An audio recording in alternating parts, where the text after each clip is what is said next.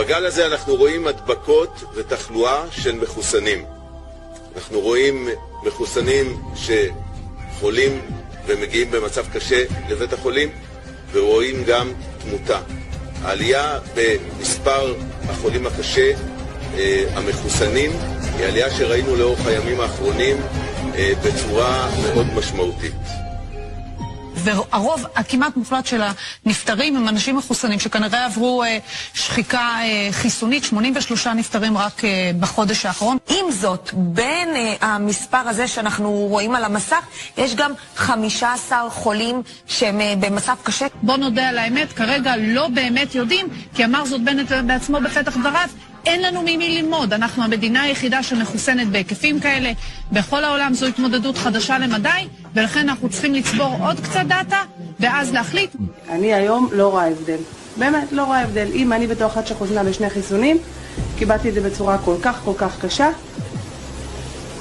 אז מה זה משנה אם אתה עושה חיסונים או לא עושה חיסונים? בהחלט זה מתחיל להטריד. כן, בינתיים אנחנו נחשפים לעובדה שגם מנכ"ל שיבא, פרופסור יצחק קרייס, הוא היה, אם אתם זוכרים, המתחסן השלישי אחרי ראש הממשלה ושר הבריאות, גם הוא נדבק בקורונה למרות שהוא מחוסן. יש לך עמדה ברורה, פרופסור, לגבי הבוסט, מה שנקרא, חיסון נוסף שצריך להגיד, זה עדיין לא נמצא בפרוטוקולים של פייזר.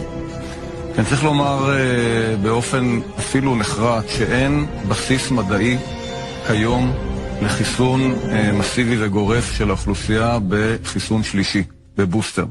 אנחנו ממש לא בנקודת הזמן שצריך לחסן חיסון גורף שלישי של האוכלוסייה. כן. קרן מרציאנו, אתמול סבור ל8 בערב, משרד הבריאות מפרסם נתונים לכאורה על ירידה ביעילות החיסון, וזה לכל הפחות קצת מוזר. כן, זה קצת מוזר בכלל. משרד הבריאות לא מצטיין בהפצת נתונים, לא מצטיין בהפצת דאטה לציבור, וזה עניין מה עם השקיפות בקבינט הקורונה? כל שרי הקבינט הבטיחו לנו, נלחמו בכנסת הקודמת. לפרסם את הפרוטוקולים, אז קדימה. אנחנו גם בעד הפרוטוקולים שיפורסמו, ואנחנו בעיקר בעד הרבה יותר נתונים שמשרד הבריאות יפרסם. הרי הם יצאו נגד הסודיות הזאת, עכשיו הם שם ממשיכים בסודיות. לא, עכשיו יש ממש סודות מדינה. שהנגיף לא ידע, עזוב, מה? אם הקורונה תדע מה הולכים לעשות, לא, אבל יש כאן גם התנהלות מאוד בעייתית בדאטה של משרד הבריאות. השבוע, בהמשך לבקשתנו, נתנו לנו את הפילוח של החולים הקשה לפי מחוסנים ולא מחוסנים, מבטיחים לנו שמהשבוע הבא זה יפורסם באופן קבוע.